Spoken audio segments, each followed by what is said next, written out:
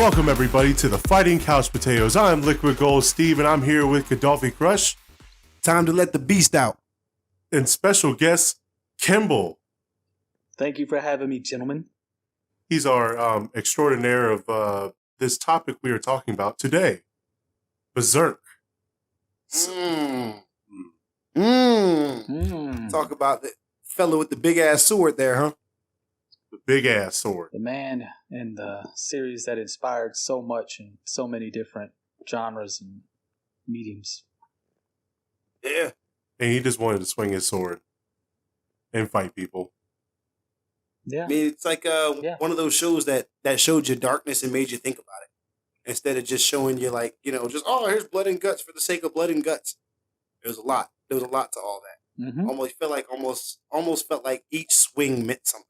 Every time he swung that big ass sword, you felt like there was, you could connect that back to something, Kimble, yes. How do you feel about this extraordinary anime, manga experience? So from a long time Berserk fan, it is probably just as much pain and torture as Guts went through to be a fan of the series. Sometimes going years without a single manga chapter coming out. Sometimes waiting a year or two just to get one just glimpse of what was happening. They would give up hope. I had actually come to terms with this man passing before his work was done 10, 15 years ago. That's how slow the progress was on this. But it's a true work of art. You look at the manga, you see the panels, you watch the movies, you see that. It's just great. I've always liked it. Like, well worth being a longtime fan of it then. I mean, I don't know. I would think it would be well worth jumping in right now and becoming a new fan based on what we talk about today. But no, I would not recommend anybody go back in time and endure the hardship of a long-time Berserk fan. I'm sorry, man. That's the struggle. We're the strugglers, just like Guts, man. I feel you. Sometimes a series can do that to you. Like you may have enjoyed it while you were getting into it, but waiting and waiting and waiting and waiting for it to finally finish or give you more, that should have drive anybody crazy. I mean, so long to where you could just give up hope. You forget about it almost. And then when it comes out again, this is never going to end. I mean, I'm never going to know what happened. It kind of gets to a point, like, once it comes out again later, you're just like, do I really fucking want to buy that new chapter? Yeah, at the end of the day, that's reality, for a few days. Like, what if you're a character in Guts' band and you don't live long enough to see what happens? That's just life, right? You don't know. Yeah. You're along for the ride. You experience it. You enjoy it, and it is what it is. You gotta kind of take it for what it is. Everybody's always looking for the happy ending or the 15 minutes of fame. Life's not like that. This feels like real despair right now. This is some sad shit. And actually empathize with this man and a lot of the people that are involved in it. There's so many innocent bystanders that just are completely just in despair. There is no hope. That's kind of almost the theme of the damn manga almost. Yep. Of the whole thing. Well, today we're going to try to talk just a little bit about a happy time before everything falls out. Mm-hmm. We're going to talk about the golden arc of Berserk. We're going to start this, I'm going to say series as Liquid Gold Steve, because I throw down the challenge flag to Kadawfi Crush. What you want to say, boy? Later on down the line, we are going to have a debate about one person. Who's right? Who's wrong?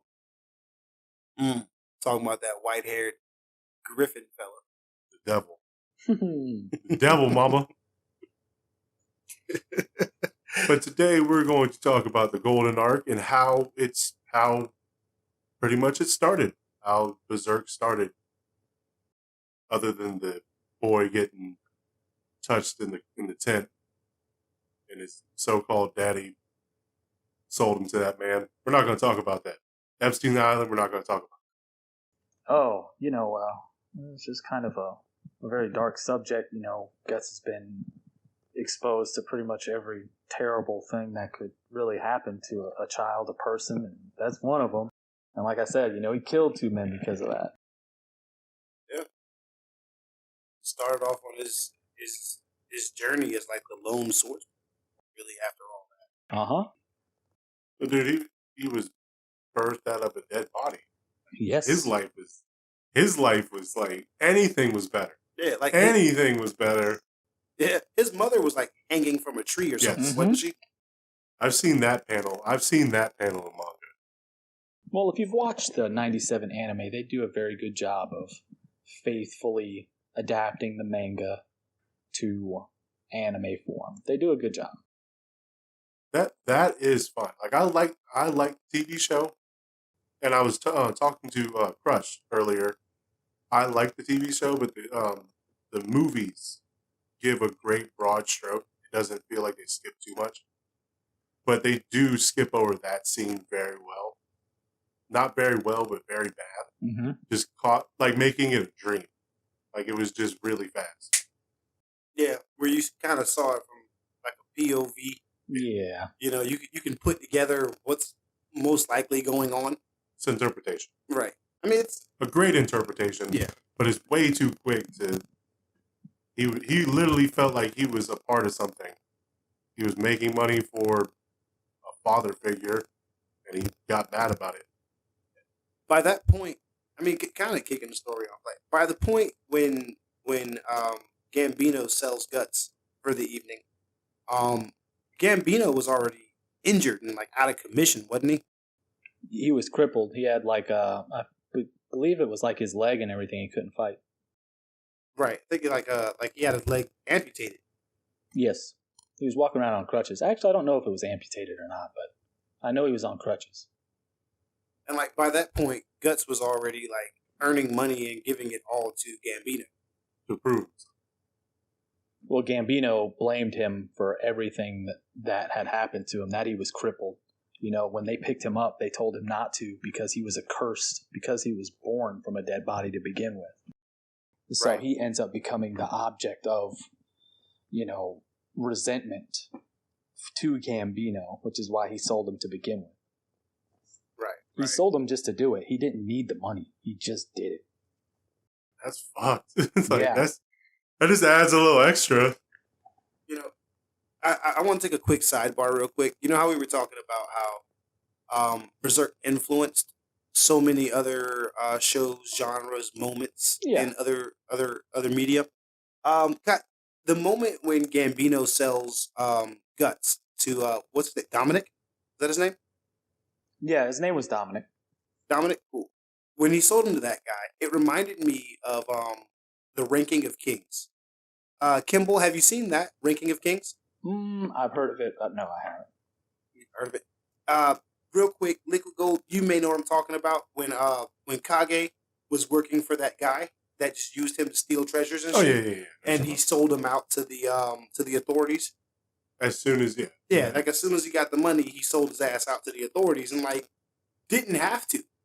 We was already making watching that scene back, or like watching that and kind of reading a little bit of the manga to kind of see what those panels look like. That all felt very similar to Ranking of Kings when the little shadow guy got sold out by his protector at the time. Like there was no need. I think there was a difference, but I mean, nobody got a difference. And we're talking about the influence that Berserk had on other mediums, and you're talking about something that came out afterwards that sounds very largely inspired by Berserk. That's what I was getting at. Thank you. You go. Thank you. I That's got where you were going with that. Just I appreciate that because Liquid was about to fry my ass. I was like, I see He's where on you're the going roast with this, sir.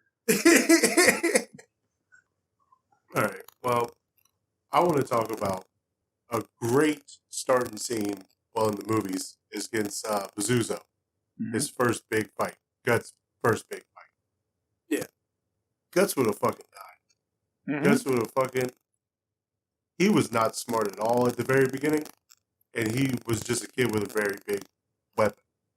And a straight wheel. Do you believe if he wouldn't have found the Band of the Hawk, or the Band of the Falcon, which I found out was the name in the manga, because it's named after the Millennium Falcon. Millennial Falcon. Oh, I didn't know that. I thought it was Band of the Hawk both ways. It was a translation difference. Same thing. Like an error? Like an error. If the same thing meant both of them in Japanese or in English. Something. Yeah, it's a localization thing. More than a translation kind of thing, I think.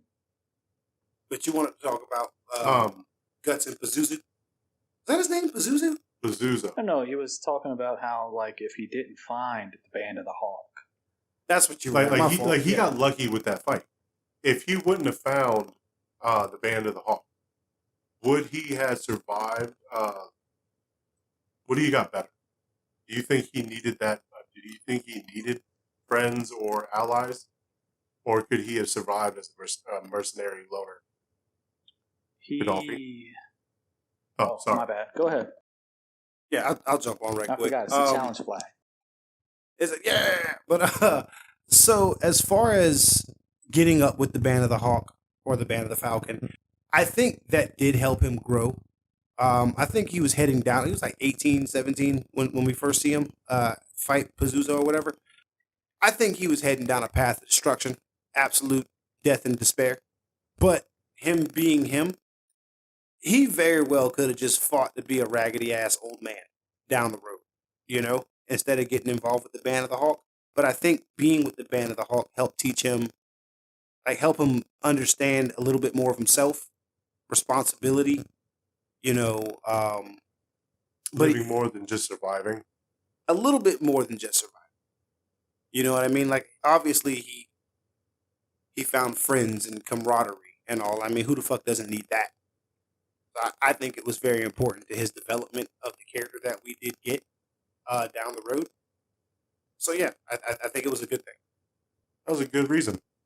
Kimble, your reasoning or your answer for my question? It's kind of a different question. The way that I would approach it is like, you know, would he still be around if he hadn't met the Band of the Hawk? I think absolutely. You know, would he have been, you know, famous or lived on a grand scale or fought in those battles? Who knows?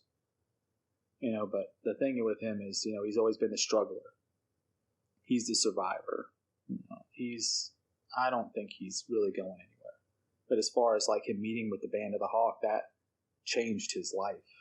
You know, all the different people that he's met, you know, you can see the things that he's picked up from them. You know, the way that they fight, their mannerisms, the way that they treat other people. You know, he learned a lot from everyone else. So, yeah, I mean, I think it was great for him to meet the Band of the Hawk. I mean, I think that's why this point of the story is so important, because, you know, it explains how Guts became Guts. Like, that's just the most important part of it. You know, to go along with what you were saying, Kimble, this, like, joining the Band of the Hawk was obviously the best and worst thing ever for Guts. You know, best thing for him. It was the worst invitation ever. I think it was the best and the worst thing all at the same time. And because like watching or reading through Berserk, if you were to read the or watch the Black Swordsman arc, and then it just continued on without the golden age, it would just kind of be like violence for the sake of violence for like a lot, you know. But once you have that understanding of the golden age and like where all this comes from, it's like you could almost sit yourself in his shoes, you know, when he makes some of the fucked up decisions he makes down. And honestly, it's kind of brilliant how it starts, and then, you know, it goes a few chapters before, you know, it ends up circling back and being like, hey, let me tell you why Guts is this fucked up. Like, right. This is why. And then you get this amazing arc, the Golden Age arc, which is the perfect setup. I felt like it was the happy moments of everything. Yeah, Overall, I mean, yeah. I can see that, Overall, yeah. Because like I've heard, I've not watched or seen or read past this golden arc, but I've heard it just went downhill after that. Like there's just is despair, death, and no hope. I It mean, feels like I'm watching Dark Souls on an end sometimes. just from that 2016 series, what was it? Hey Kimble, help me if you can. Mhm. The not the preacher, but like the rabbi or whatever he was with the real big face, the one that Yeah, sacrificed his from wife. I Yeah. forget what the name of the Tower of Conviction or the Conviction Arc. Yeah, I That. know who he is. That one, right? The that Angel. arc. That actually, I remember watching through it on that 2016 one and getting outright fucking disgusted. Mm-hmm. Like I was like, holy shit. And to my understanding, it doesn't make you feel any better to read them. Oh, I mean, like the anime for that part went kind of mild, to be honest. You know, it's like going to Taco Bell. You got the mild sauce, man. Yeah. You got the I'm over here. You got the I'm over here. Give me some milk. Give me some mustard. It's And just you over like, there, that's man, just you got mild, some bro. fancy ketchup. So what you're saying is, even in the anime or the manga, it's kiddie proof in the or the anime or the movies. What? That's a different arc, though. I kind of feel like he's kind of taking us off the beaten path here. I did. I did. I Don't took get us me too down far that off the beaten path. I know too much about that. Yeah, I jumped too far off the beaten path for that. But like I just kind of want to throw that out there because like watching the movies and watching the anime, I never once felt like that. But watching those particular scenes, I just it still kind of fucks with me. There's certain panels from that manga that, you know, are just posted all over the internet. You know, they're just, it's like images. And, you know, Yeah. for people that are familiar with it, it's almost like they're Mona Lisa, man. You know, they see this image and they know where this image came from and how this panel and the feelings and what, like, the culmination of just, not only just reading the manga, but like years of waiting. Yeah. And wondering what was going to happen. And then to finally see it, you know, maybe even a decade after you started reading the manga. So, I mean, it's cool. And the movies, I love how they went back and redid them. You know me, I'm kind of I'm hoity-toity. I don't really like the whole, like, what's the word?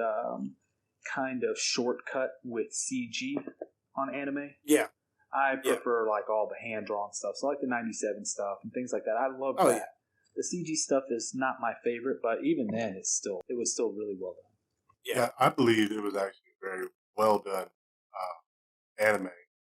I even told Kadawfi that I'd rather watch the movies than the anime TV show because some of the CG looks bad, but when they make when the shots right, Yeah, the shots right. It looks so beautiful.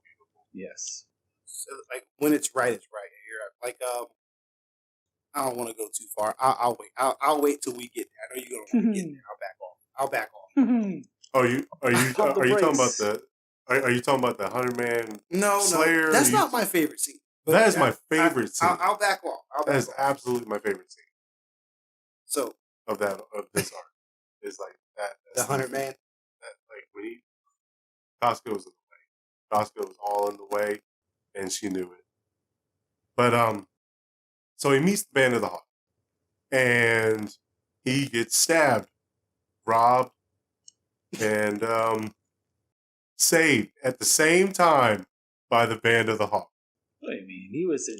He was practically enslaved. You're gonna fight for me now, boy. He went from Gambino to Griffith. That's what happened. He was alone for what, 7 years? Dude, I don't even know. that whole relationship felt like the biggest bromance ever. Yeah.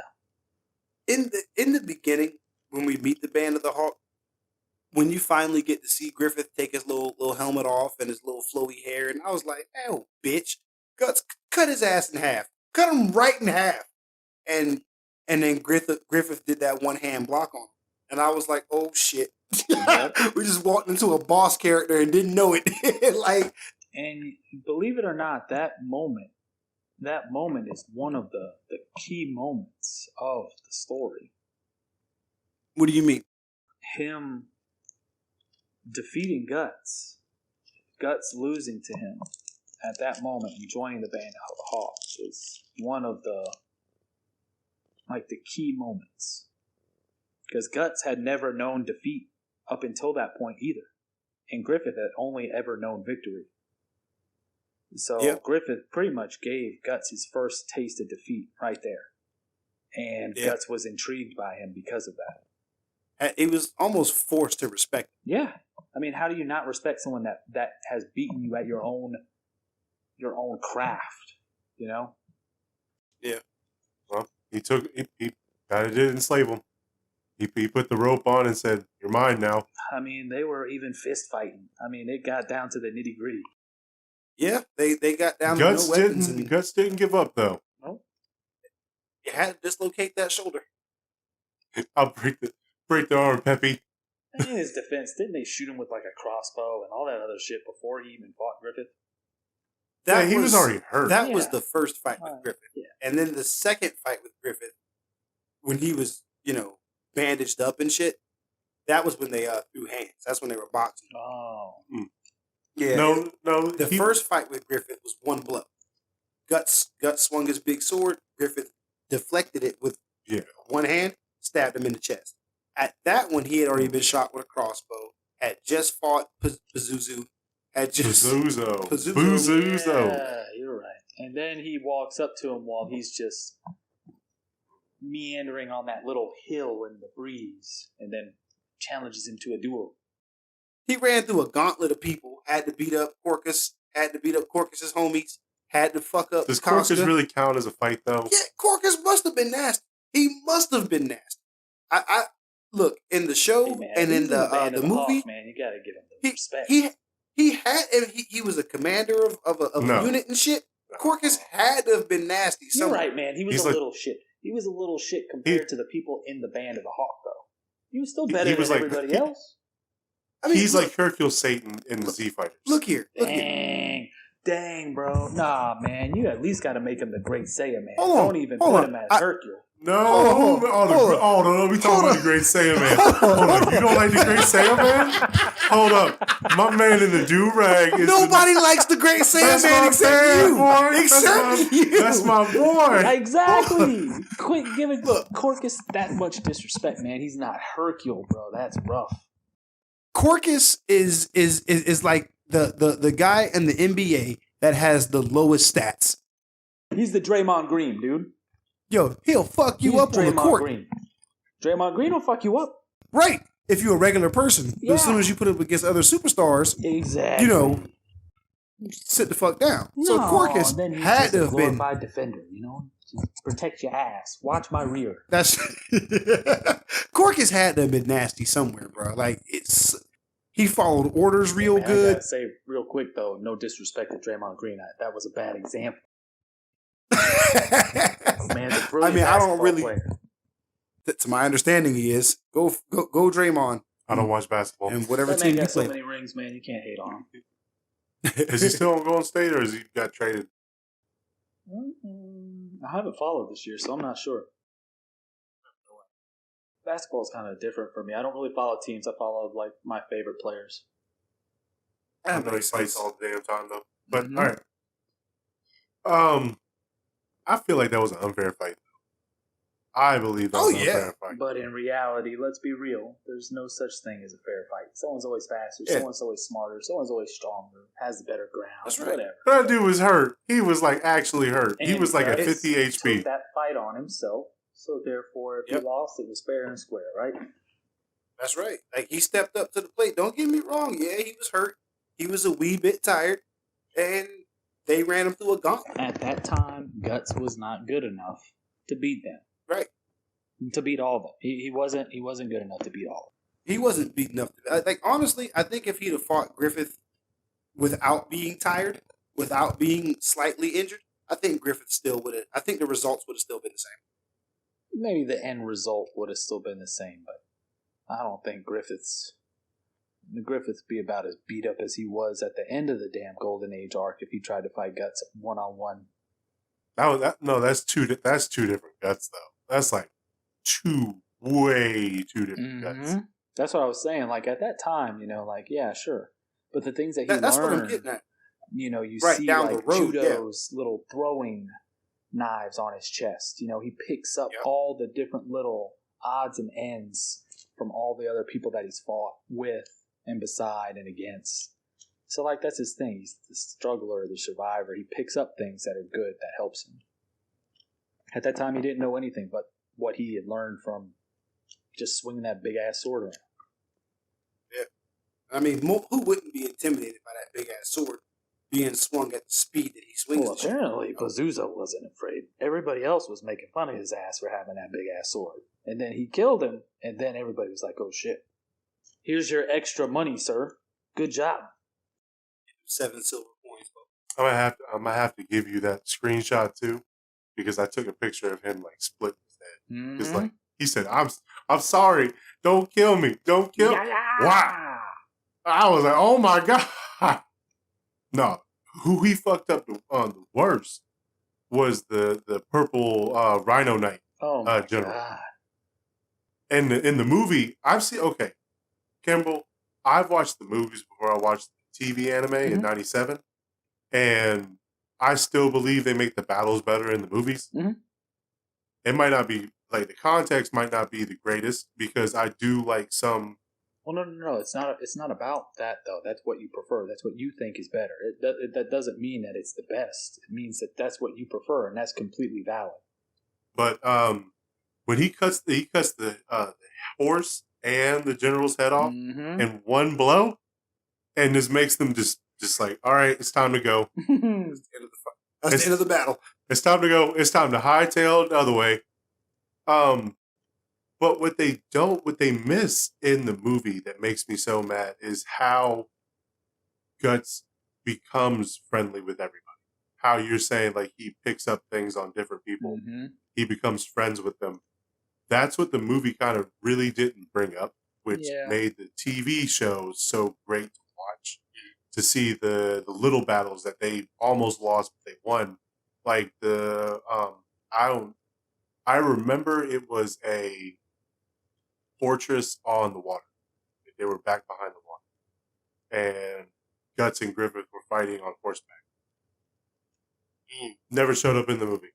Oh, where they're like, where he's like covering the rear as they're escaping from like the surprise attack on them or something like that.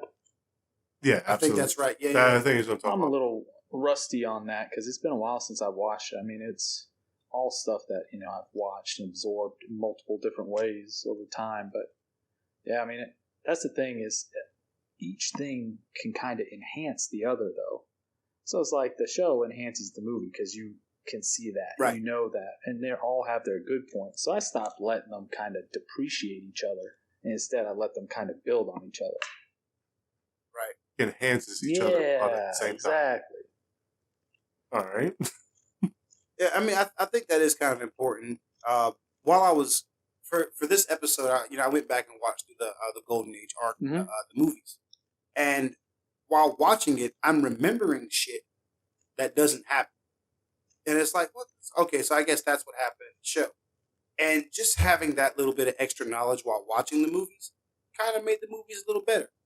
It was kind of like going to go see your favorite Marvel movie or whatever, and maybe you know a little bit more about the Guardians of the Galaxy than your average movie. Yeah, and you caught a couple Easter eggs, or you knew this or that, and it kind of helped you enjoy that better on a personal level. And I really did dig that. Like it being so ingrained in my memory that I swore it was in that movie. You know what I mean? Even after having watched the series, like I swore it was in the movie and not in the anime series.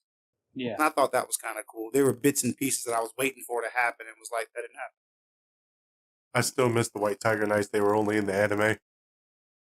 What? They were They were trash, but they were the White Tiger Knights, man. You They know were what? the White Tiger Knights. I want to All right, pose a all right, question. hold on. Hold on. I want to pose a question to All everybody. right, all right. The Midland Army and the Tudor Army, right? Was the Midland Army just like fucking garbage? Or did the Tudor just have more resources? Like, is that ever explained anywhere? I'm pretty sure they had like the Tudor armory was like you would say like they were the larger force, the larger sphere of influence. Midland Army was always like they were always there. They were always strong enough to hold their own, or to at least maintain their ground. But Tudor was obviously like the larger force. That's probably why they had to offer so many mercenary groups. Because they didn't just use their knights. Right. They used mercenary bands to get where they had to go. And I mean, that's what made, Griffith the savior of Midland. They were doomed to fail. And, he turned them from a losing battle to a heroic victory. Not even a Pyrrhic victory. It wasn't even a hard victory. He just thoroughly beat them. He outwitted everybody. Well, not great really. I mean, strategist. he took advantage of that old man that he gave the butt to. The old man, I don't even remember what his position was, but you see him earlier in the movies, in the shows, in the manga. In like a balcony, Griffith sees him up there with the man because he sleeps with ex said man for money or resources or whatever for the army. That's what they explain. He's the one that's in the castle at the Tudor army, and he just has to have Griffith alive. And his emotions are, Griffith took advantage of that connection, those emotions to win the battle easily. Yeah, they really could have won that. Yeah, I mean, he exploited them because of that, and it worked out in his favor. So I guess Griffith had that good butt. And a Guts in the back pocket. If you have an ace like Guts, I think you're all right. That's just my opinion. I mean, having a Guts is certainly like having a Machamp. I mean, he traded, and he did a really good trade. He traded Guts for Zod. So I mean, I feel like he's winning no matter what. Yeah. I want to see that fight now. I want to really see that fight now. What, Guts and Zod? Yeah. I'm actually more interested in seeing Skull Knight and Zod. You kind of got that at the end of the show. Get a little touch. There's a little touch. Nah, the Zod and the Skull Knight, they're like what is that? What would I say there? They're like, it's not like sparring partners. It's not like Guts versus Griffith. That's not his main antagonist.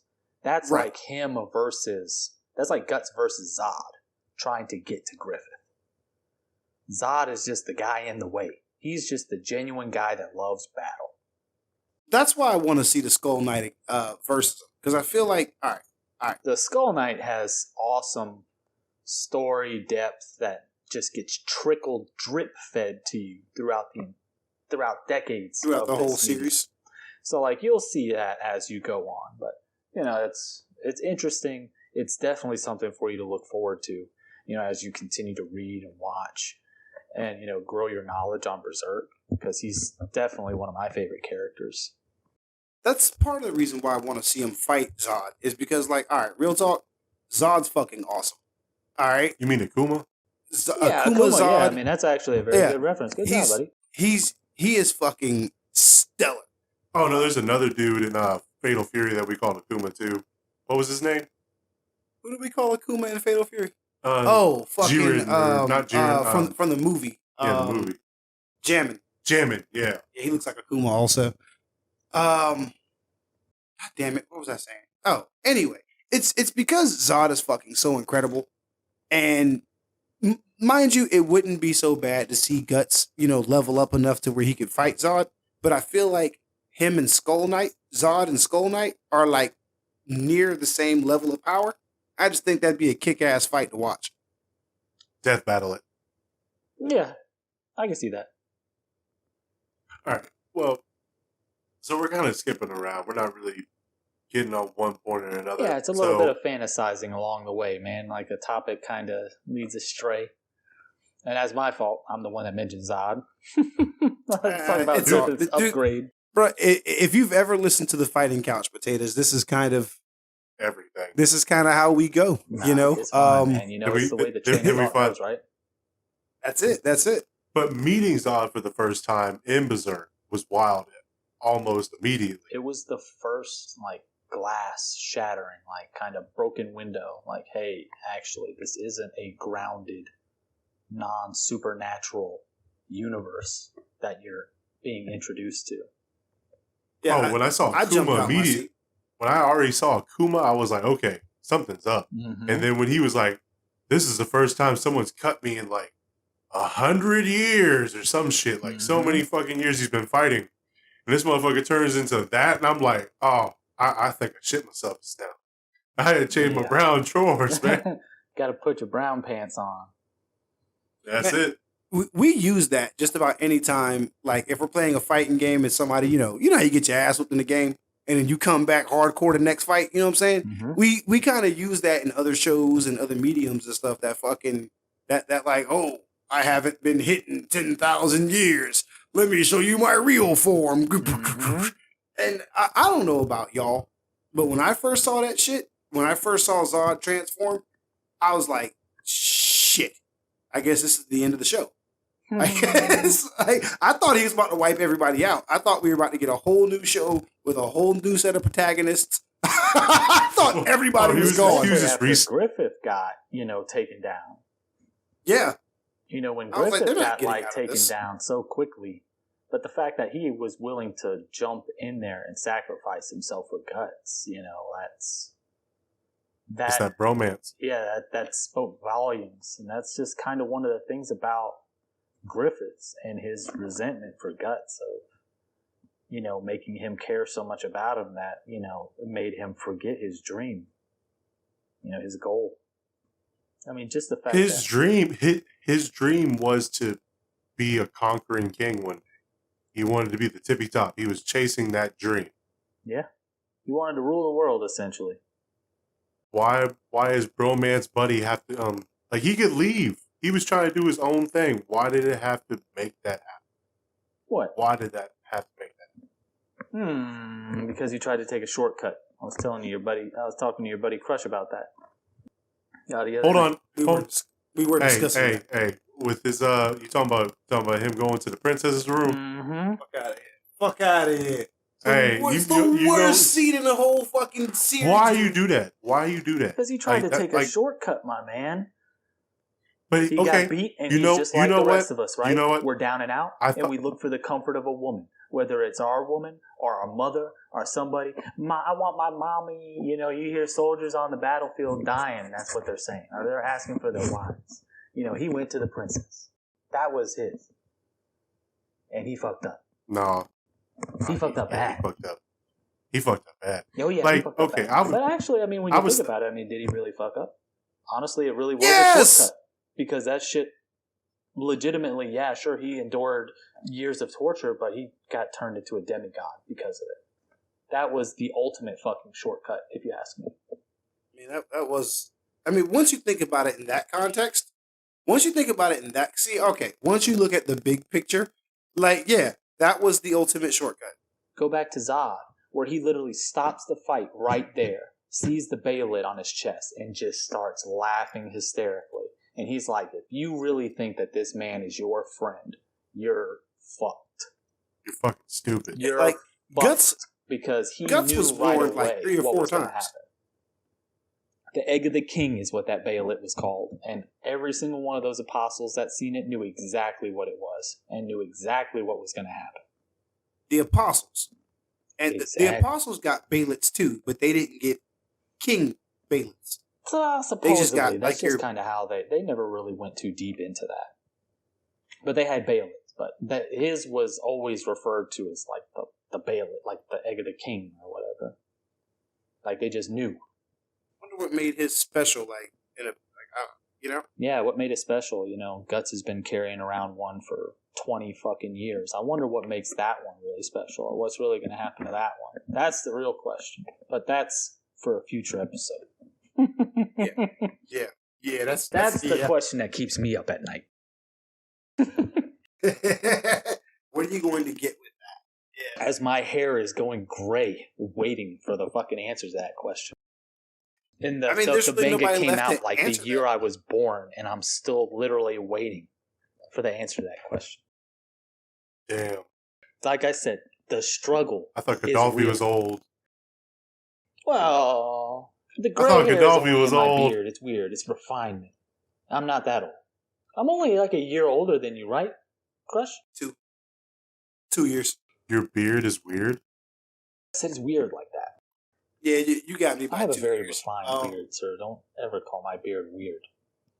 He's got me by 11 years. Young man. Sir. All right. That's good. Nothing wrong with that. So, I have a question. Si, senor. I have a question for both of you, but I'm going to ask Kadawfi first. Cool.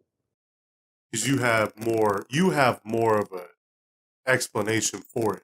Mm-hmm. If you say yes or no. Would you take the Bailiff, Kadawfi? Okay. So, to my understanding as to how this Bailiff works, right? You have to sacrifice something you really care about. No. I couldn't take that deal. I couldn't take that deal at all. Like, not to become a god or an apostle or an immortal. I couldn't take that. Not that one. No. And you know that's a really. I'm glad you bring that up too. That's a really good point. Is there a reason? Just because, like, is there a reason? Is it right, just like for me as a personal human being? I love very little. There's very few things in this world I truly, truly love. I could not give those up to become an immortal or to have superpowers or to have 10 dicks. Like, I couldn't do it. So if you were Thanos, you wouldn't get the Soul Stone? No, I would never have thrown my daughter off a fucking cliff. Are you out of your mind? Are you out of your fucking mind? I'm more likely to blow the planet up with my daughter on the moon than I am to throw my daughter off a cliff. Yeah, high five for that. There you go. All right, Kimble. What is your stance on this? Would you take the Bailiff or no? To be honest, I feel the same way as Crush does here. And it kind of brings up, there's actually a character in the anime, the manga that reflects this. It's the king of the one town that has his daughter that's locked up in a tower. Yeah. And he already sacrificed his wife, something that he truly loved and cared about because he found out, what she was doing to become that. But when he was in, what do they call it? The void or whatever that place was with Guts. He tried to sacrifice Guts again. And he was like, no, he's already been sacrificed. It has to be something that you truly care for. And even on the brink of despair, knowing that he was going to be tossed into that vortex to suffer for eternity, he still did not sacrifice his daughter to live on. He sacrificed his wife, but he never sacrificed his daughter. Even there, surrounded by God hand, he was still like, no, I would rather suffer for an eternity than sacrifice my daughter. And that speaks volumes. That's kind of what happens when you're a father. It's one of those things. And to be able to sacrifice just means that you care about yourself more than you care about anything else anyways. So sacrificing is easy for you because you only truly love yourself. You're a narcissist. So all those people only exist to build you up, which is what Griffith is. The Band of the Hawk only existed to get him to where he was trying to go, from point A to point B. And he proved that. So you believe he's a psychopath? No, I believe he is 100% fully dedicated to his dream. And all of those people would have willingly died for him on the battlefield, or any other way that he would have sent them. They were just upset that they got sacrificed. That's not a way anybody wants to go. But, at the end of the day, they would have all died for him anyway. So it's like, was it really wrong? That whole scene, that whole thing of Guts fighting to help Griffith and the people being sacrificed, it was breathtaking and scary as fuck at the same time. Being like Kadawfi said in the past that he's been in the situation. Like he puts himself in the situation of whatever the character's in. And if I put myself in that situation, I'm fucked. Yeah. That's terrifying. I mean, that brand hits you and you're fucked. No matter what. One day or another, you're fucked. Rewatching it again, and this time I didn't put myself in the shoes as the Man of the Hawk. I put myself in the shoes as Guts. When he's, going up to try to get Griffith out of the little hand, out of the God hand, and then those apostles throw him down off the hand. Mm-hmm. Oh no! And he gets down there. On the hand. In the movie, they toss him off the hand, and he lands in a pool. He lands in a pool of blood. And when he lands in this pool of blood, he doesn't realize he landed in the pool of blood at first, And this is where I put myself in his shoes. Like once he lands in the blood, and it's like he gets up and starts looking around, and sees pieces and parts of people, and then just slowly starts to make that connection that shit, everybody just got worked. There's he starts calling out to people. Is anybody left? Is anybody left? Where's everybody? And then he looks up and sees Pippin. And that moment right there, I always jump out of Guts' skin and start screaming at the TV. Don't go that fucking way, bro. Don't go over there, bro. You're not going to like what you see. You're not going to like that shit, cuz. Don't go over there. So, even trying my best to stay in Guts' shoes, I jump out of his skin. Because, that scene is just so creepy and eerie to me. Just a few moments ago, there was 1,000 people down here hanging out. You just saw Casca putting shit together and getting everybody in the formation, and you come back to a puddle of blood, guts, and fingers, and hair, and faces, and feet. I mean, and at the end of the day, we're getting up there in age to the point to where you kind of almost have to think of this as almost like a period piece in a way, This shit came out in the late 80s, where they had Friday the 13th movies where they were first starting to show a titty in a movie. Even violence was barely even tolerated. People were getting sick in movie theaters. And you had this stuff being illustrated and distributed at the time. That's light years ahead, and how gruesome that really was to people. We're desensitized to a lot of that stuff now. But imagine seeing, one of your best friends just mangled and dangled in front of you. It's easy for us to kind of see a lot of that stuff now because we've seen it a million different ways. But back then, and in his shoes, it's absolutely horrible. Yeah. I mean, that's how I always try to do it is get into a character's shoes. Because you're right, we are desensitized, but I feel like seeing it on TV is one thing. Right. Seeing it on TV is one thing, but then feeling like you're seeing it for real. Mm-hmm. That's, you know what I mean? And sometimes we make fun of movie characters and cartoon characters about stupid decisions they make when they're panicking. We do this all the time. Make fun of the white girl that falls down in the woods. Oh, yeah, they always fall in the woods. But to be honest, everybody falls in the woods. Let's be real. Everybody falls in the woods. Your ass going to be on the ground. Everybody busts their ass in the woods. And on top of that, she's not running like you and I would be running just down the street, just to run down the street. Oh, no. She's running because something's going to kill her. Her fucking knees are shaky. And, your body doesn't work right when you're scared and panicked at the same time. I mean, we can make excuses for them, but really in reality, it's really just kind of like the way the scene is shot and the director. It just looks corny as fuck. They could just make it look a little more real. Like, hey, run. Run. Like someone's trying to kill you. All right. Getting back on topic, I did want to ask you guys, Kimble, I want to start with you first. Mm-hmm. leading up to the eclipse, who was your favorite character? Like, of the entire Golden Age? I mean, Guts has always been my favorite character. And I was just about to say, besides Guts. Besides Guts? Mhm. Who was my favorite character? Judo? With the knives? Yeah. Yeah. The young man, what would you call him? Like the jack of all trades, master of none. Yeah. Look, the brave young man. Mm-hmm. He was always there, he always had his, he was always literally, the runt of the litter. Was obviously in love with Casca and could never see that fulfilled. There were way too many, big dogs on the block for anything like that to happen. Yeah. But, he was the one that was there for her at the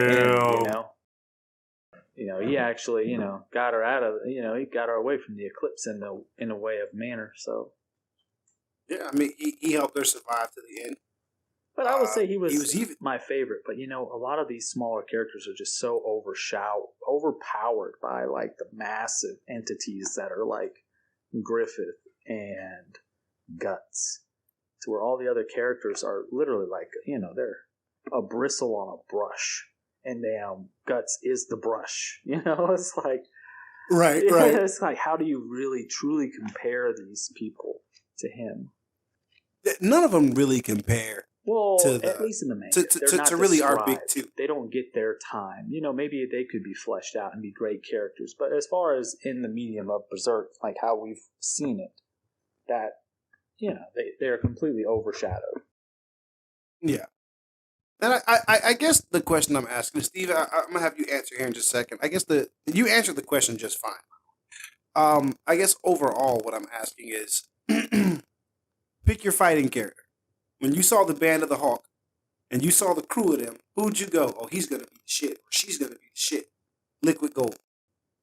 Pippin. Oh, say 2 words, ass Pippin. That's me. That's me if I was in an anime. Big lumbering fella with a thick neck. Bro, you know what? I'm going to go ahead and just say Corcus is mine, bro. I'm going to pick Corcus. That's what I was going to say.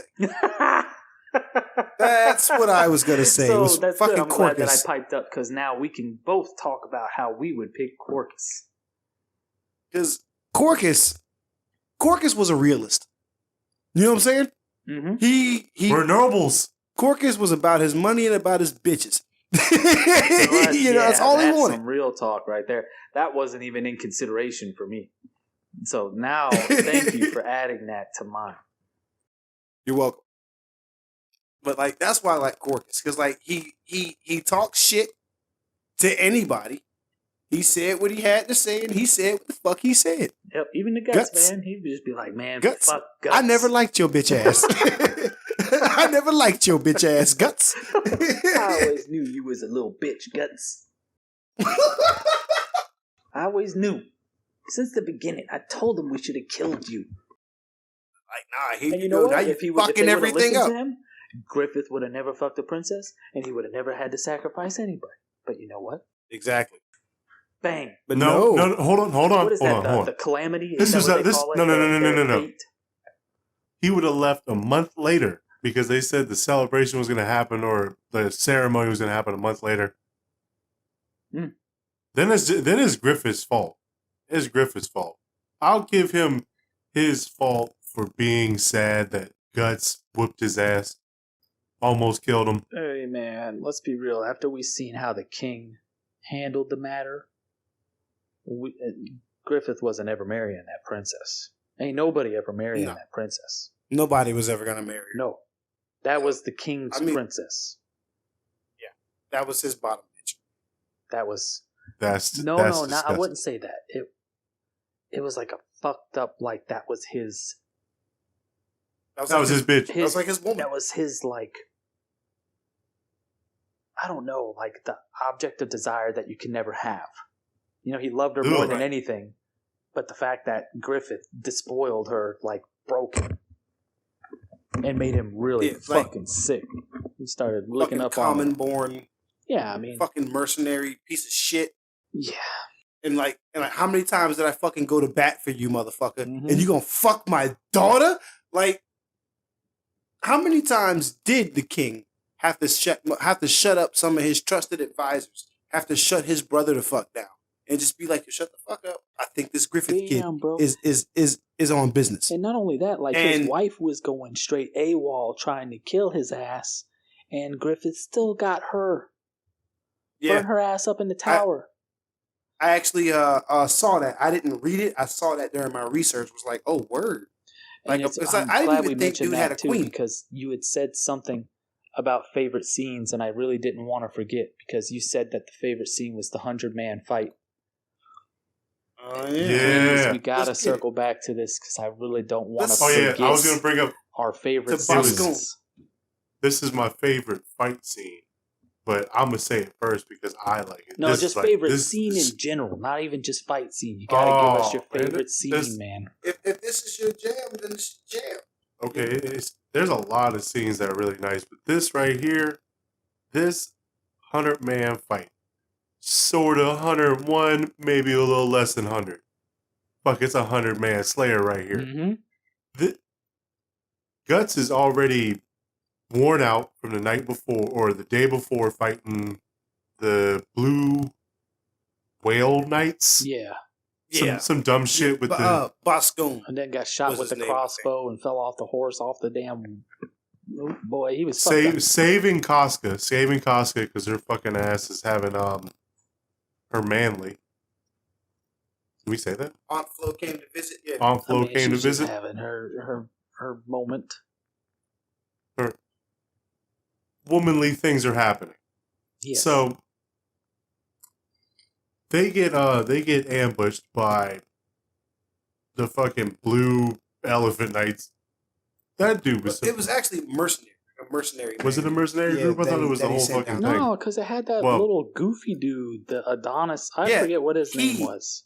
His name was Boscone, Okay. and Boscone sent mercenaries down with like he was going to give them like 100 gold or some crazy shit like that to capture Guts and Costa. That because like they couldn't use the real knights to go down there, expend the extra resources. So I got you. fuck it, let me pay a couple $100 to whoever bring back these bitches. It's still Guts murdered 100 people. Yeah, Like, and he was shot in the hand, shot in the leg, stabbed a couple times. This man fought till daybreak until Casca could bring back reinforcements. Griffith and friends. Which that was something that I was so excited to see when I was rewatching the movies with this 100-man slayer. Was when he fought Boscone's Giga Chad of a younger brother.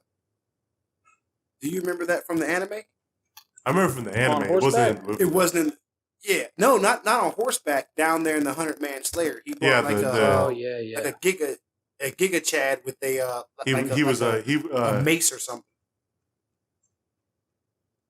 But I was expecting that fight when I was watching the movie, and I was like, "Oh shit, where's the Giga Chad? Well, Where'd he sometimes go?" you gotta, movies are meat and You know. potatoes, man. That's why Right, they're not right, see- they're not as popular anymore as a lot of these series and these shows and stuff like that, because you get more out of it. The movies is all just meat and potatoes. You get more out of it, and most times I like to, with a short series or a movie, I like to really dive into those personally, because I feel like it gives me a lot more room for imagination in some regards. Almost But, as a way, like a when book. Like you're reading a book, you're actually imagining what's the place where they're at and things like that. You're reading Right, the like, words, if I- putting it together. But if I like a movie, of course I'm gonna watch it multiple times. And every time I watch it, I'm gonna derive either more story that they're trying to tell me, or I'll start building some of my own lore. Like, why did that happen? Mm-hmm. Or maybe because of this and that and this and that. And that's kind of why I like instead of like a series where they spell every fucking thing out for you, and it's kind of like, thanks, I appreciate that. That was cool. But you see, that's what's glorious I'm about more- Berserk, though, is they don't spell anything out for you. Right? They let you still piece. I mean, a whole bunch of shit together. he let me suffer for decades. This man willingly let me suffer for decades. Like, I love his work, but he willingly did this to me. And everybody else who was a fan. Did this to me. He did. It's like, oh man, guess what? This chapter is going to be coming out in the next issue of Young Animal? Like on September 29th. Bro, it could be September 29th, 3 years later, and it finally comes out. It's like, fuck, dude. Oh, sorry, it got postponed. Oh, sorry, it's postponed. I mean, he's doing amazing works of art by hand, which almost nobody really ever did anymore. Not like the way that he drew panels in the manga. You know, I mean, Right. I mean, he really was a perfectionist. So, I mean, you have to be able to appreciate his work, but, I mean, damn, dude, it was rough. It was rough. Now there was something you wanted to cycle back to about the 100-Man Slayer, Kimble. What was it? Oh, no, not the 100-Man Slayer, the best, favorite scene. Best scene. He mentioned that, so I want to know what your favorite scene is now.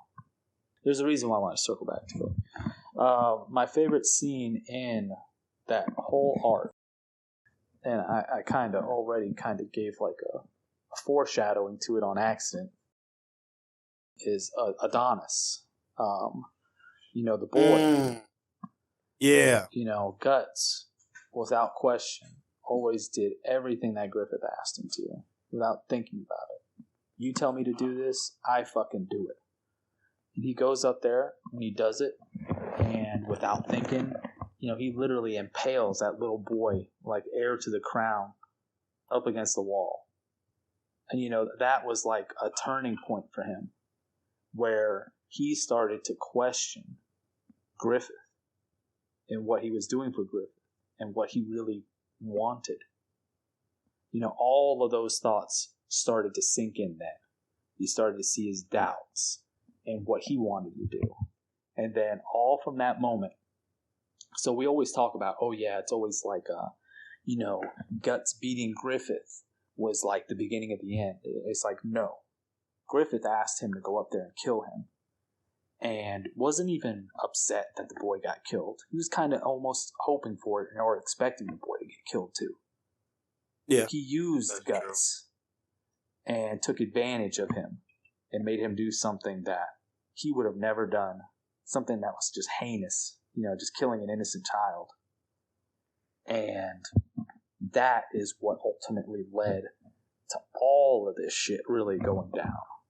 To me, that was the moment where if I was putting myself in Guts' shoes of what the beginning of me just wanting to strike out on my own and find out what I wanted, instead of just doing what somebody else wanted. Because killing children is not what I would do for anybody. Definitely not for myself. And that's definitely not someone I would swear my allegiance to either. Is someone that would ask me or be grateful that I killed an heir to the throne to make it to where he would be able to marry the princess and become king of Midland. Yeah, that probably was a real big turning point for him, especially when he went to go find Griffith. And then seeing him enjoying the fucking high life after he had killed them. Right, and then just kind of, Griffith was spitting game to the princess, and I believe that some of the game that Griffith was spitting to the princess, was the type of game your homies ain't supposed to hear. Oh yeah, and it was. That shit got kind of misconstrued when Guts heard it, and it like doubled down on Guts that like, I shouldn't be working. With this I shouldn't be here. Like, he don't even fucking respect me, and I got children's blood on my fucking hands. I'm freaking the fuck out right now, and he over here like, that nigga ain't even my homie, bruh. Like, yeah, they're not my friends. Are you kidding? Like, they're they're my subordinates. They work for me. Yeah. They would die for me. Any man that would work for me, I couldn't call him my friend. Exactly. And then bang, Guts is gone. Griffith suffers his first defeat in a duel to Guts and is shattered and fucking throws his life and everybody else's life away. Over killing a child. Over killing a child. And I mean, what the fuck? I mean, That that's was a probably very the best, sad moment. Yeah, that's what I was saying. Like, a lot of people gloss over it because it's so quick and it's so overshadowed by other big moments that you don't realize that that one small thing is like the first domino that just finally started to get everything trickling down. It's just like, boom, Guts he did could have that. been a perfect assassin. I mean, Guts literally did everything for Griffith without question. Unshakable faith, resolve, and trust he had in Griffith. And then he did that, and then had to listen to those words come out of his mouth. Bang, That's it. That's what really started everything. That was the eye-opening moment. Mm-hmm. That was when he knew he had to get gone and do his own thing. He wasn't going to follow Griffith's dream. He wasn't going to be used. He wasn't going to be a slave to Griffith's dream. He had his own dream. And he wanted to be Griffith's friend and equal, not his subordinate. Not a stepping stone. Not a booster seat for him to ride on his high horse with. Yeah. I mean, shit. Like, Kadawfi, I'm very interested to see what this debate's going to be when we figure out who was right or wrong. Well, I'm glad you're asking that, because to answer y'all's question about favorite scene, listening further, kind of just relaxing for a minute and getting into it. I think personally, the scene I like the most is when Griffith, after being tortured and all that stuff, takes the horse and carriage and starts to chase himself. That whole sequence, really, where it goes from him having a crazy ass moment because he just pretty much heard Guts and Casca calling him a bitch ass motherfucker that can't do nothing no more, and now we got to wipe his butt for him. He pretty much just heard all that and jumped on the horse and wagon and was like, I still need to chase my dream. Like, I'm fucked up, but this ain't over. I got to chase my dream. He's hallucinating this shit, And, when he flies off the cart, lands into the pond, and that whole order, he breaks his arm, and, he gets down to his lowest point. All the way up to where Guts is about to touch him, and he's begging Guts not to.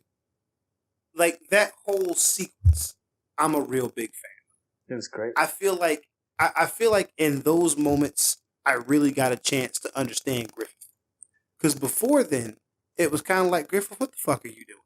Like, I told Kimble yesterday, the other day when we talked about this, that I hate that Griffith fucked with the princess.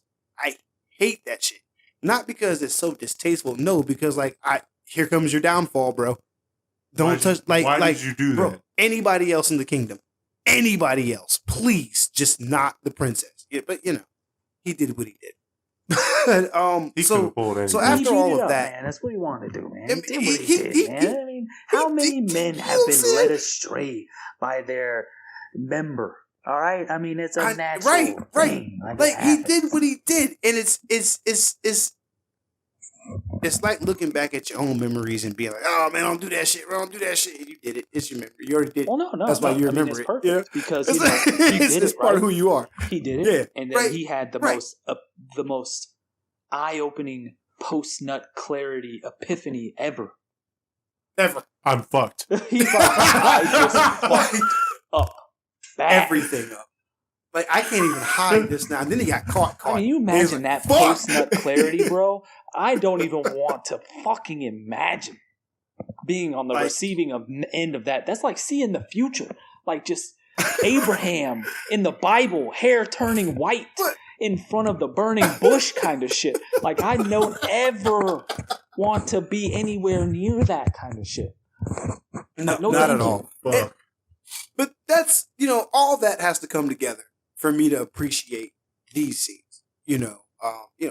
Griffith trying to take back control of Casca while he's all fucked up and essentially dry humps her, and Casca just letting him, all this has to come together for me to appreciate this sequence of Griffith still trying to chase his dream and then deciding, maybe, just fucking maybe, I can have a normal life and just be chill. Well, no, You know, don't forget now. You kind of sell my man Griffith short there in that moment.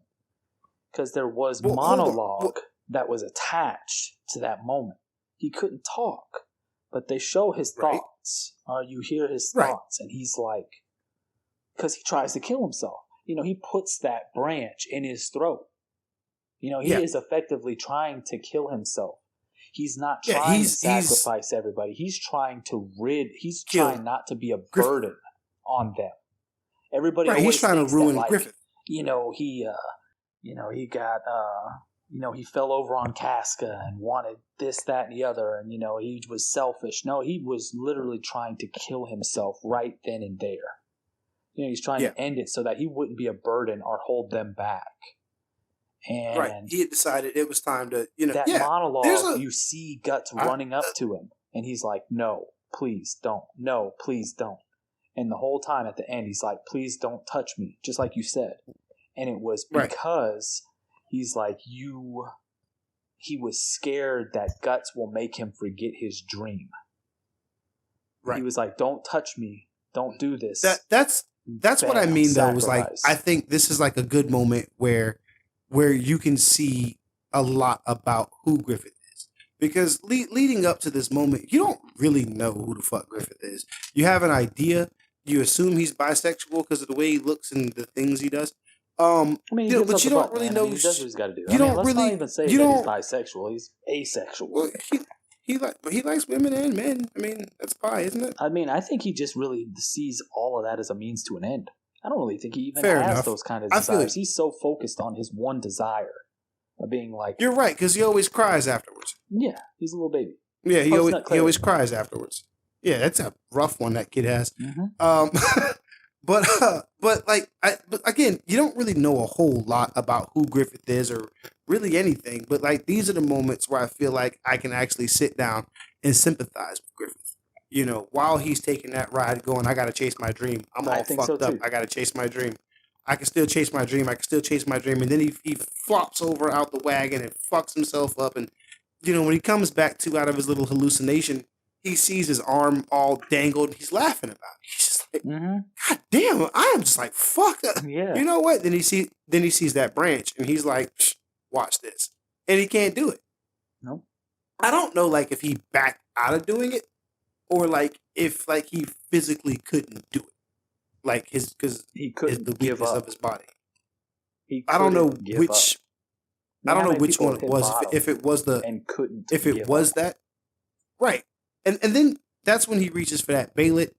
And man, I swear to God, every time I see that part, like my heart just sinks and I'm like, fuck. Mm-hmm. Like there's so many moments I was just like, if,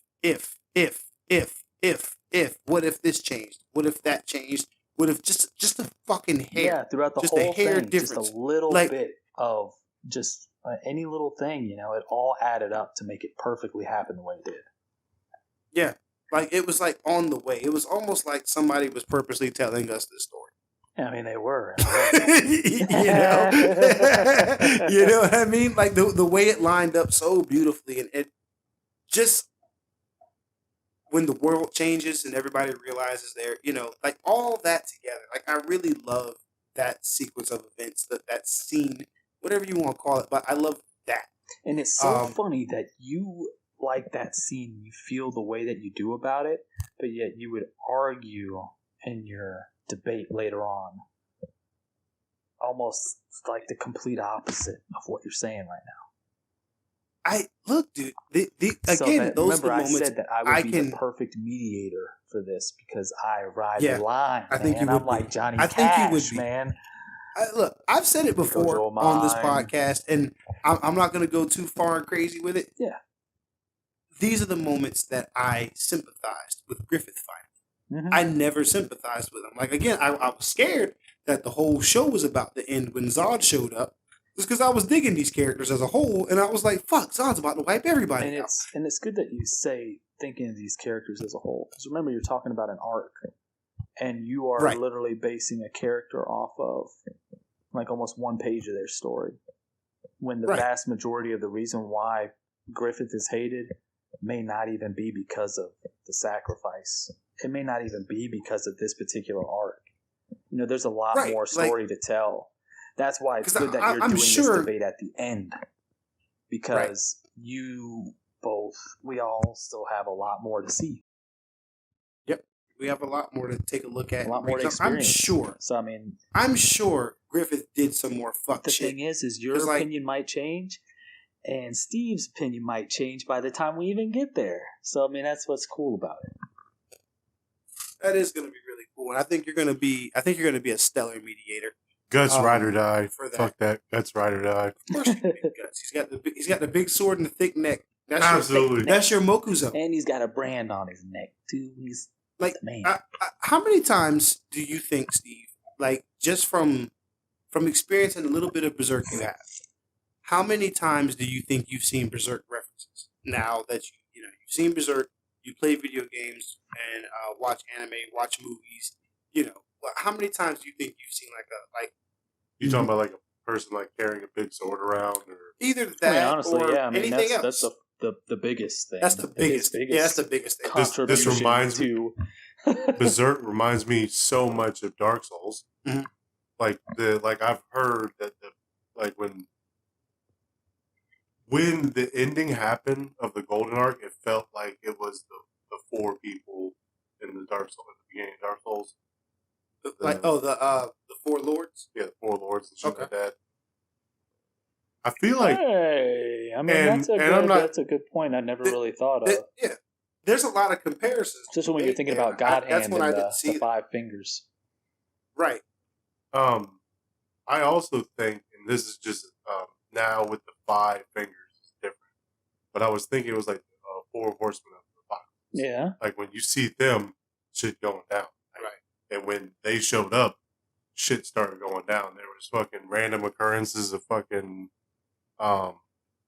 monsters. Mhm. Like a thin veil was being lifted for the apocalypse or the eclipse. That's when the shit happened. Mm-hmm. Shit went down. When the shit hit the fan. Shit hit real fan. And that's the thing. Beautiful, too, is, beautiful shot. Like Beautiful shot. from a lot of the things you kind of have to realize too is, you fault or don't fault Griffith for the fact that he did the sacrifice in the eclipse, and that's what really brought a lot of those apostles and a lot of that darkness into the world to begin with. That wasn't really preeminent. I mean, that really wasn't happening until after he brought them. And what's really cool is during that eclipse scene, you see a lot of the apostles that he encounters throughout in the future. You see Yes. people that he's already killed in the manga in the first few chapters. Like that succubus girl. Yes, you see these people and you recognize these apostles that are summoned from the eclipse. And while they might have existed, but Griffith slowly starts to break down the barrier between what's real and what's spiritual and what's physical. Yeah, like after Griffith becomes a member of the G-Force, that stupid fucking helmet he's got on. Can you force? Shut the fuck up. That stupid fucking helmet. Once he becomes Man, a that's member his of gimp them, suit, bro. I mean, literally, that's his gimp suit. it is It's perfect gimp yeah. suit. But like after he becomes that, He's fucking Batman, y'all. like a lot of the apostles that do exist. A lot of the apostles that do exist And in he the even world. had the Hawk condom on, man. Like, come on, man. Like, he was balling. He's Raven Man. I'm never gonna get this out.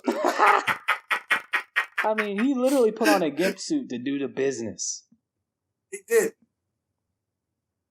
Did Griffith lose? When? Did Griffith lose When? at the end of this arc? Did he Oh, lose? at the Hell nobody. nah, man. He was practically like Money Mike over there making it rain on everybody. He sacrificed everybody and took the girl and let his boy lose his eye and cut off his own arm. They were all about to bust a nut when he was cutting his own arm off. They were a bunch of sick fuckers. Yes. Did Griffith lose? I have to agree with Kimble on this one, man. Griffith got everything he wanted. and what he lost to gain it didn't really matter. He had already lost. Like, it didn't really matter. He was in a jail much. cell You know what I'm being saying? tortured for years. He had already lost all of that. You think getting that back for a day makes a difference? Yeah, like, I mean, shit. again, Then he should have cut his throat. this is, you know, He was in the depths part of of this despair, and he didn't want to give this up. is part of that debate, though. But that's what You the know, Bailiffs do. They only answer your call when you're at the depths of despair. Yeah. And they ask for the biggest sacrifice. Something that you truly love. So obviously he did care about the Band of the Hawk. Because that was a good enough sacrifice to essentially turn him into a god. Whereas the other people were just turned into apostles. They were just turned into meat men. You know, they weren't anything special. But he was literally turned into a god. Did he really just say meat? Yeah. Did he really just You say... act like he wasn't part of the collective when we started saying words like that. Oh, I know. Meat man. Come on, Meat this man. is one of Jay's homeboys, too. It's just one of my homeboys. My bad if you don't know our ties and our words and boopity boops and meat men and all this He other shit. He don't know all the words, but he's been trying to use poopity poop because we've been doing kung fu movies and shit. He's been trying, and I keep trying to tell you white boys, y'all gonna get me in trouble with that shit, but parents gonna kill me. I believe Griffith lost. If he didn't lose his, if he didn't lose the exchange, he became a god. He lost his humanity towards. I mean, you got to lose your humanity to become a god. I mean, that's just did he crazy really to me, have man. his humanity though? Not me. Let's be real. You know, he sacrificed so much, and he had almost no conscience about the boy getting killed, giving up the butt, taking up the princess. Literally, he was fully dedicated to his dream. He had to sacrifice the only thing that he loved, which was the Band of the Hawk. But really, as a narcissist, the Band of the Hawk was a reflection of himself. He gave up himself to become a god in reality. If you just look at what he did to the king in general, he embarrassed all the king's like royal knights, embarrassed the absolute shit out of them. He killed the king's brother, killed his second wife, and then fucked his daughter. I don't think Griffith. Now let's be real. Really the king didn't even know all of that shit. He only knew he fucked his daughter. He didn't. Imagine if he knew that's all he knows. If he knew the rest of that shit. Oh, and his nephew. Clapped his nephew also while killing his.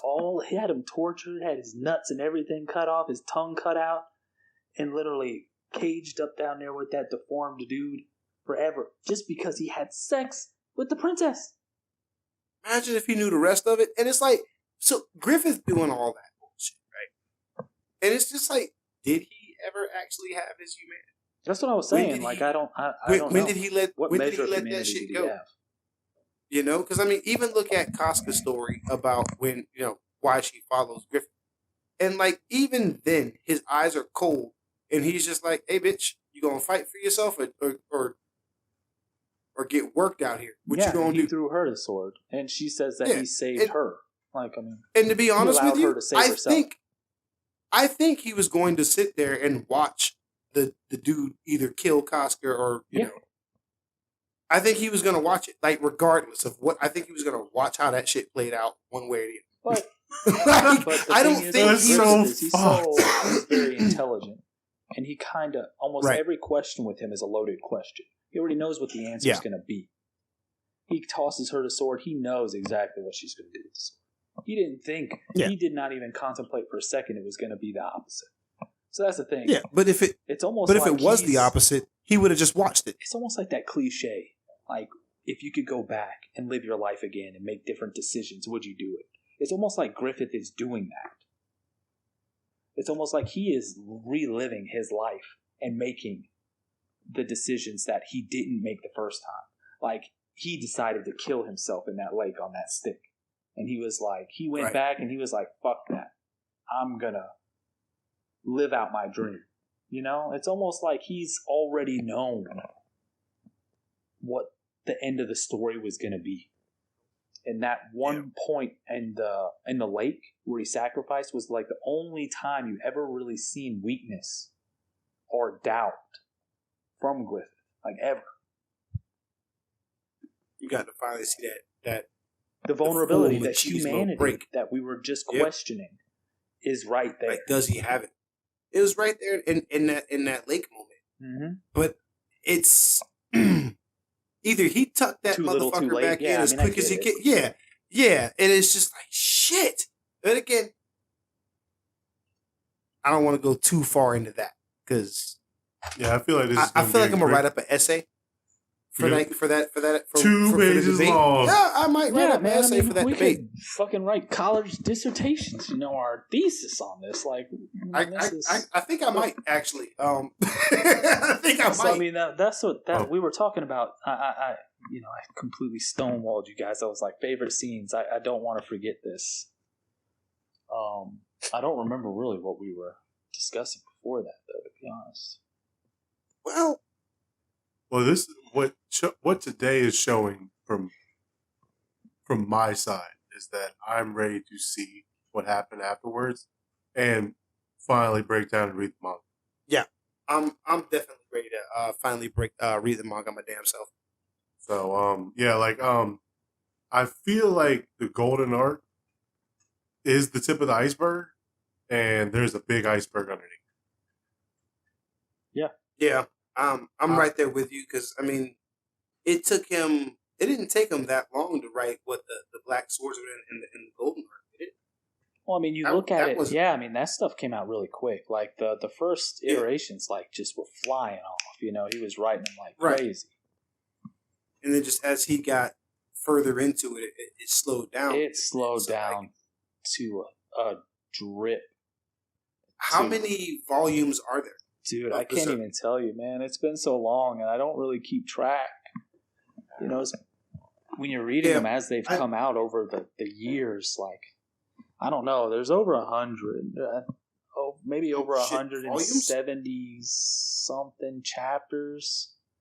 I mean, I know chapters. I know where the last chapter wrote off. I know the guy, his best friend that's picked up the mantle and keeps writing it. This last chapter this chapter that's supposed to come out has been postponed like 4 or 5 times. So that's why I just stopped keeping track because I already learned, like, when that shit starts getting postponed, just put it out of your mind, man. Just forget about it.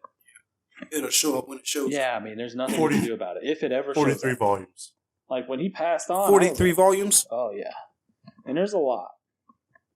43 volumes 43 of volumes. like intricately drawn, like detailed by hand, every little thing, every little line. Just he put his heart and soul into it. Oh yeah, absolutely. He didn't Yeah, take shortcuts. We're gonna have to make sure we push that episode to the end of the year, like not December, maybe December. Well, not We're only gonna that, push I mean, further you back. take it in, and then you Just need so- time to digest it. That's what I mean. That's what I mean. I want to take it in. I want to digest it, and I want to really formulate an opinion. Because, like I said, I've seen these movies. I think 3 or 4 times myself, and I've seen the anime. I think just once. Mhm. And it's been a while since I've seen the anime, and then watching the movies again 3 or 4 times. I think I've had plenty of time to digest what I've seen and experienced there, which is why I take the It's side just that I such take a about good Griffith. self-contained story within a story. Yeah. Like that one portion of a story is better than shit half of the stories you could read from start to finish somewhere else. That's true. And then the way it ends. Like, if you didn't continue to read or anything like that, all you did was watch, and you're just sitting there mind fucked as the last few seconds are poor Casca getting clapped before the screen turns black. Yeah. Like, Yeah, and how it's crazy is that to end it there, to stop there, and then just walk away. and then just No, see no, no, no, guts, come on. and the black cape is the Black Swordsman, and now you know, hours later, why he is the heartless, angry, just vengeful person that he actually is in the present time. Yeah. Like, now you know why he's fucked up. Oh yeah, absolutely. Now you know why he's fucked up. Absolutely. And tell me that you can't justify why he's fucked up. I dare you. Yeah, that's the other side of Guts too, though. Like we could have the same debate with Guts that we're gonna have with Griffin, you know. And I think that you can do that more once we read the manga, because to my understanding, Guts does some fucked up shit down the road, some real questionable shit, and you know. Well, the thing is like we've already been talking about how much he's changed and grown over because of the people that he's met, the things that he's done. You know, it doesn't stop here. It continues. Right. This is again the tip of the iceberg. Exactly. It's great, and a lot of people can empathize with the struggler thing, because you know why we might not be facing the same hardships, the same gruesome, terrible things. Like we've all had to endure hard points of our life, and to like be able to read that and to see somebody else, you know, just giving everything they got to just try and make it through to the next day. You know, it's everybody can empathize with that at one point. Absolutely. Makes them very relatable. I mean, there's a lot of people that just find relation to it. I mean, we're not fighting demons, but we're fighting our own demons. You know, it's just different. It's metaphorical, I guess you would say. Well, I feel like that's a good point to stop on today. I'm ready to actually get to that anime. I might watch it tomorrow or something. I don't fucking know. I'm probably going to watch Black Swordsman. Probably even start the manga tomorrow. But it's just crazy how this whole little part of the whole big picture has maybe I've never ventured on. And I'm ready to venture on further into the show. Yeah. But final thoughts, everybody? Anybody?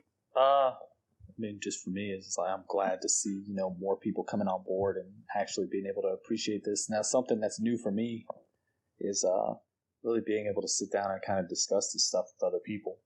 And I never really went out of my way to try and talk to anybody else about this. Like, I enjoyed it myself.